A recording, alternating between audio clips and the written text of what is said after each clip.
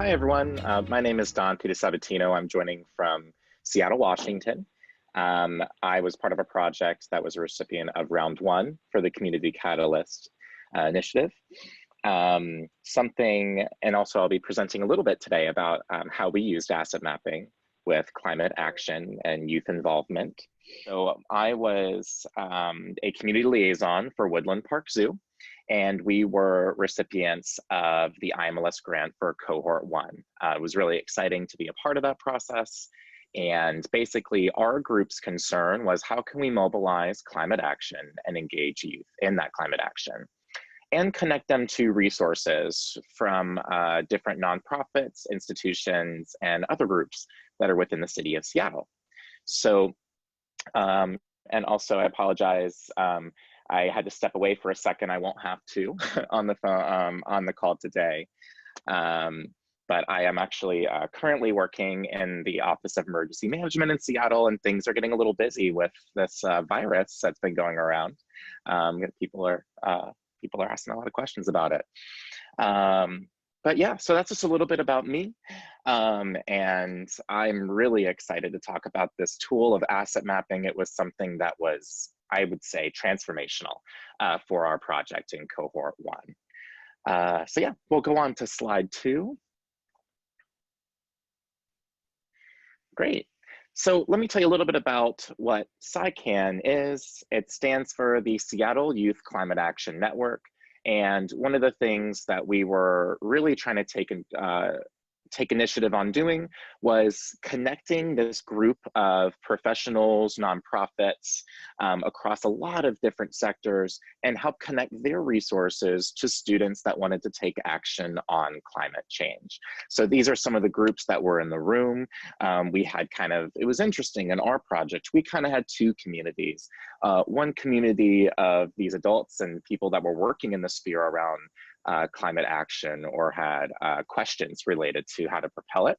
And then we had a group of students that we worked with much closely.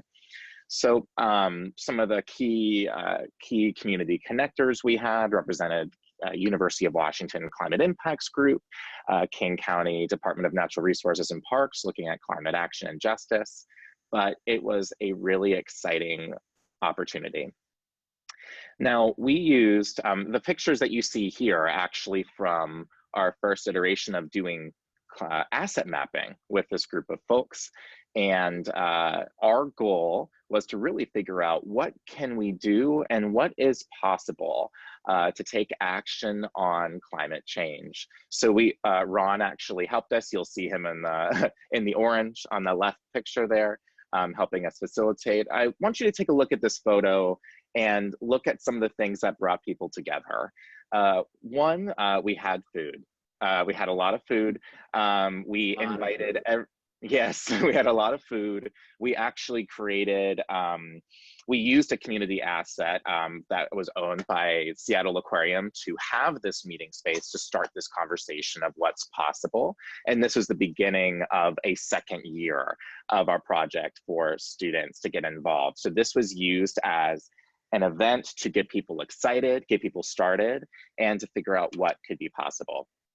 But I took a couple of notes here, just as Ron was talking too.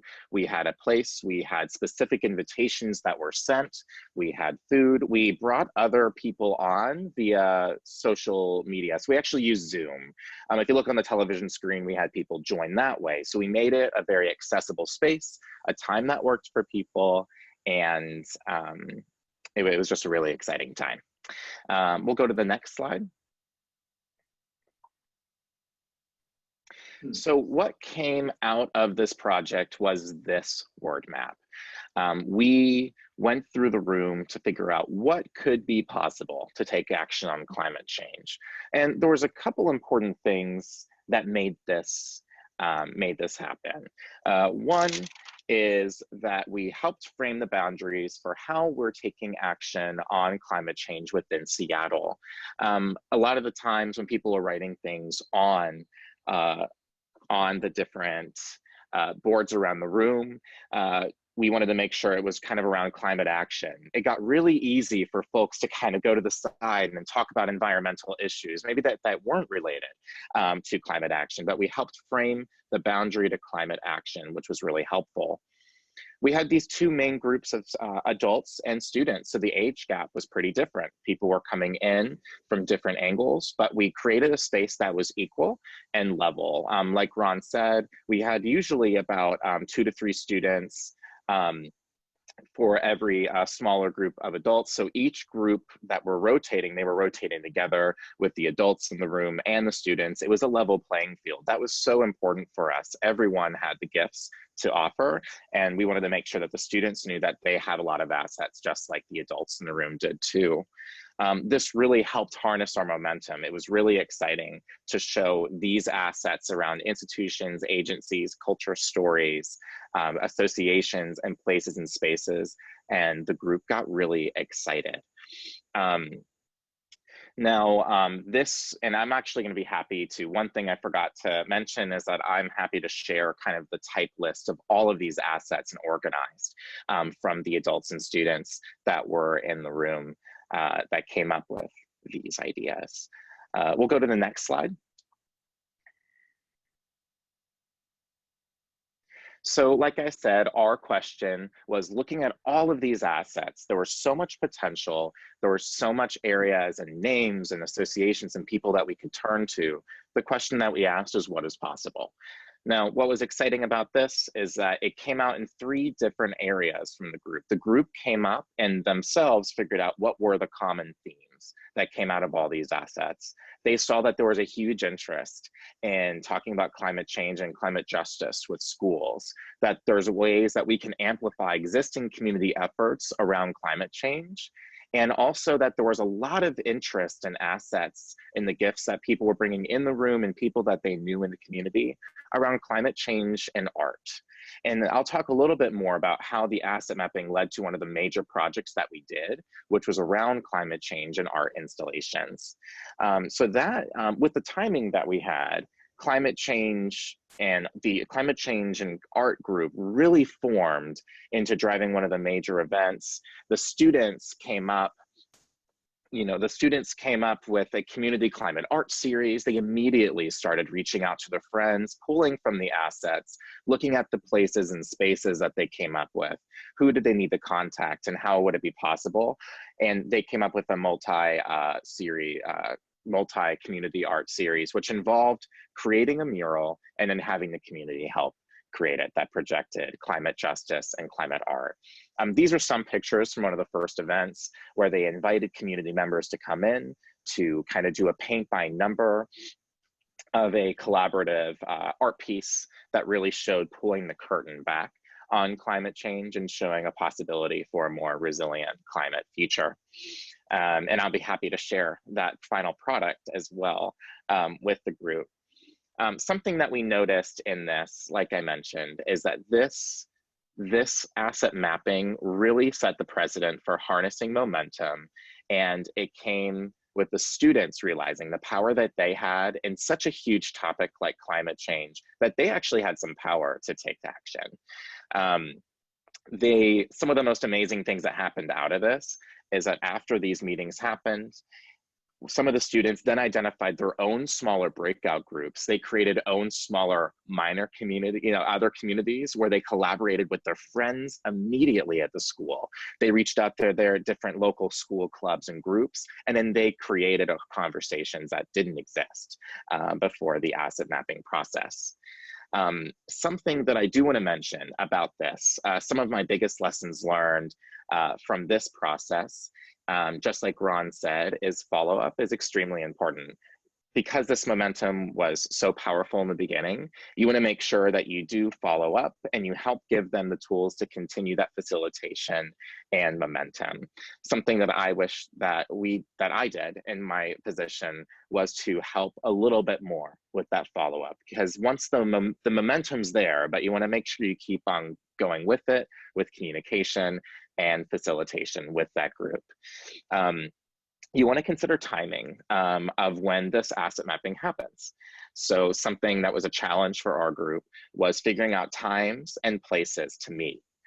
just to give you a scope of where these students and these institutions and associations were located, we're talking about the whole city of Seattle. So the farthest distance between one student and another student could actually be 20 miles. So it was a large group, very widespread. So coming up with times and places to meet, what took a lot of energy to figure out where do we do this asset mapping and how do we tackle such a big topic. But this was so helpful for us in kind of reaching a final, point for catalyzing action. If we go to the next slide, I do want to talk briefly about, we actually use this tool internally as well. So when I say internally, we looked at Woodland Park Zoo. If our communities are doing so much action around this, how can we use this tool internally across our own departments to kind of catalyze the momentum?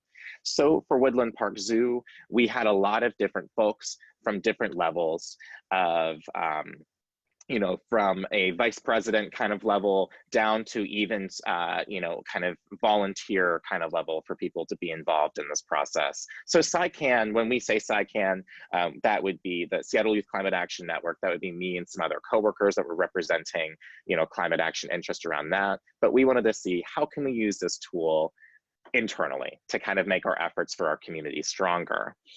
If you go to the next slide, these are some of the kind of things that we came up with.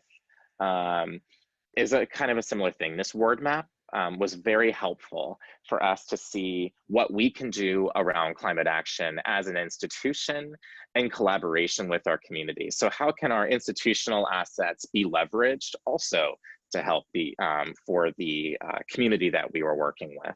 So the products of this were actually also given with our community to show them some of the assets that maybe we have that we came up with in the room that we can further connect them to as well. If you go to the next slide, we also figured out what would be possible with these. The possibilities around all of the assets that we came up with helped us show that we can connect our animals to climate change, our audience to climate change, and also it can help us develop more of a strategy for how we can be engaging our communities better to linking short and long-term strategies around climate change and possibly be a leader. A lot of this work actually helped develop a foundation for how we can develop, how we were able to develop our climate change capital campaign initiative. So when we had huge fundraising goals as an institution, this actually helped catalyze momentum there as well. Now, one slide that I didn't get to put in here quite in time, but I do want to stress some of the big kind of major takeaways we had from this process. Number one, doing this with our community and also internally, it really helped us harness momentum around the topic. This is a great tool to use at the beginning of a project and to get people excited to realize the potential that they have to take on large problems like climate change, and that there is a lot of possibility. A lot of the students coming in wanted to do something, but the idea of climate change was scary. They're involved in this because what they see portrayed in the media, seeing with natural disasters and how people are being displaced, they wanted to take action, but being able to do that for them in the beginning, before this process, they just saw a lot of gap. This showed the opportunity of what they can do to move the needle. Following up is extremely important when it comes to asset mapping, and considering timing for your community to do this was also really important. Helping facilitate and frame kind of the wide net of the assets that they have, and to kind of help facilitate it down to major goals is also extremely important. And then also just realizing that this is an iterative process. It's not just a one-time, something that if I were involved in the project for a second year, I would love to redo this project and revisit it. What I will say is I did talk to the current program coordinator that's overseeing the program now, and they are in the process of starting to identify assets and begin a new year to identify what their goals are. And this was a huge a huge tool for momentum to build. On the last slide, it shows some contact information outside of myself. But if you want to figure out kind of where the project is going for 2020, the best person to reach out to would be Josiah Downey. He is the Youth and Adult Engagement Manager at Woodland Park Zoo that is overseeing SYCAN. It is still continuing, and they are really excited to continue a new year to see what's possible to take action on climate change. Of course, I'm happy to answer any questions, depending on our call right now.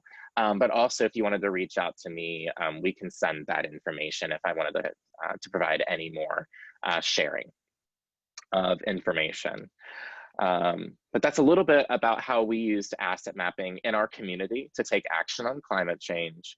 It is something that one of the proudest moments I had in the program was seeing everyone in the room working together across institutions, with different boundaries of, taking down barriers of age, and even between the government and nonprofit level. It's just really exciting to see how this tool can be used. With that said, sorry, I know I kind of ramble a little bit. I can open up the floor to questions, but also I'll kind of bring it back to Ellie and Ron for the trajectory of the meeting. So you do the asset mapping, and then there's the step that says, so what can we do with what we have to blank? Yeah. But at the beginning, you're going to frame the conversation in some way, right? So you're using a prescribed geographic area. In the zoo example, it was upfront that people knew that they were going to be addressing issues of climate change or climate justice. I'm assuming that was like upfront, because the people, the adults who had all been invited were all in that sector. So what's the relationship between the frame at the top, where people come in and they know already what issue they're all there for, and you know what I mean? And then waiting. So in that case, because the geography was so broad, we had to put some of that framing up front. And then, so we did it was almost inverse, right? So we did some of the framing up front. What are the assets in Seattle that might be useful to climate change? Just to bring it down, because we didn't have the time or capacity to do all the assets of the entire region of Seattle. And then we looked at them and said, okay, which of these, do you want to use? Or what could, looking at all these, what could you do? And then the kids came up with some art, creative-based work. They came up with connecting with clubs at schools and connecting them to some of these other assets. And there was a third area, I can't remember now. Even that was narrowed down somewhat. I can't see if Dante's still there, but the SYCAN had this tradition of doing an annual youth climate summit. And when we first started talking about asset mapping, and certainly the folks before Dantè came on saw asset mapping as a way to find out the resources that could be used to pull off the next successful youth climate summit. Dantè and his team were willing to not be that pointed in the inquiry question, which led them to discover that the kids didn't want to do a youth climate summit. Even though there was a million assets on the wall that could have been used for that, they wanted to do some other things and have more localized, focused action. So that's sort of a long-winded answer to the, with the big geography, you do have to invert that equation a little bit. I agree with what Ron said. It was actually a perfect representation. And that third area was try to amplify community efforts too. So yeah, it was used. We did give, in a sense, a general category, because they were already gathered. They were already a part of the work with SYCAN, because they wanted to take action on climate change. So the question that they were trying to answer is, what could we do in regards to that?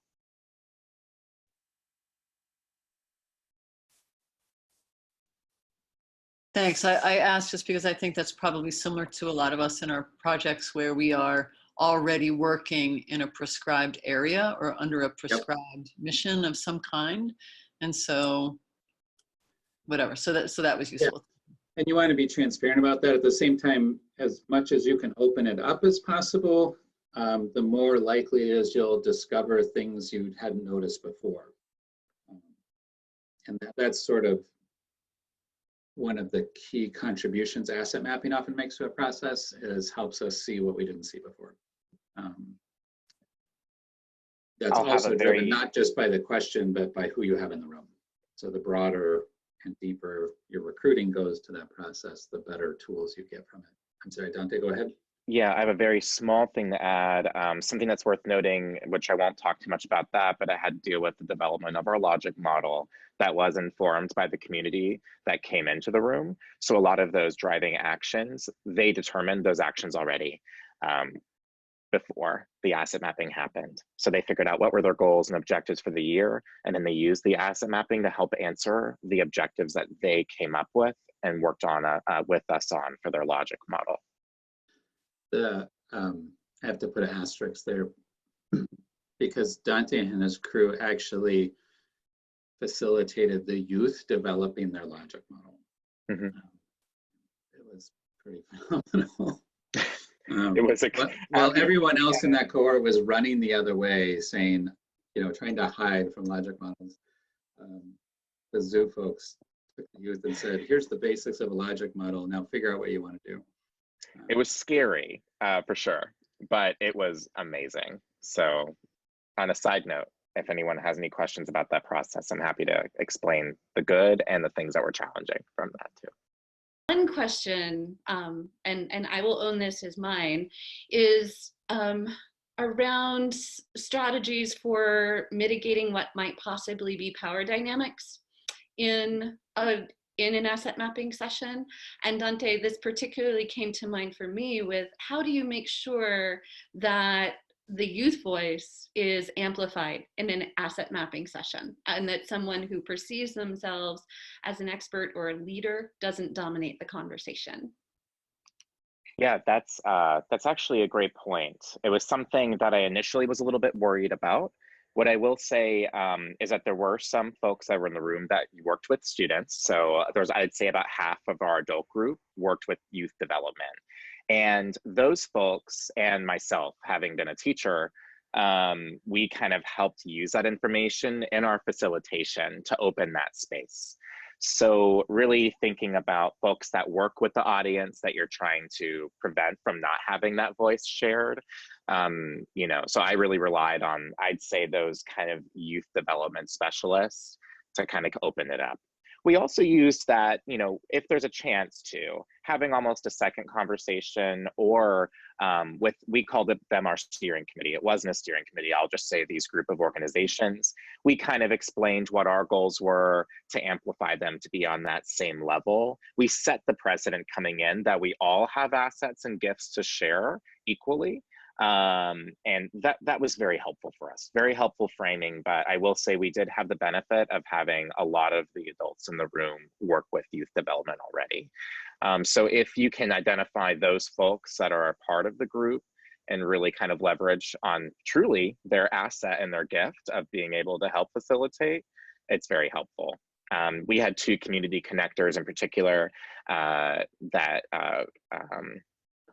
helped us with that conversation. One that worked with students and one that didn't, and they also helped. So I think also we prepped the adults a little bit before and said, this is going to happen. We're going to end up in some small groups around assets, and you're going to travel with the group. And so make sure your role is to facilitate their voice.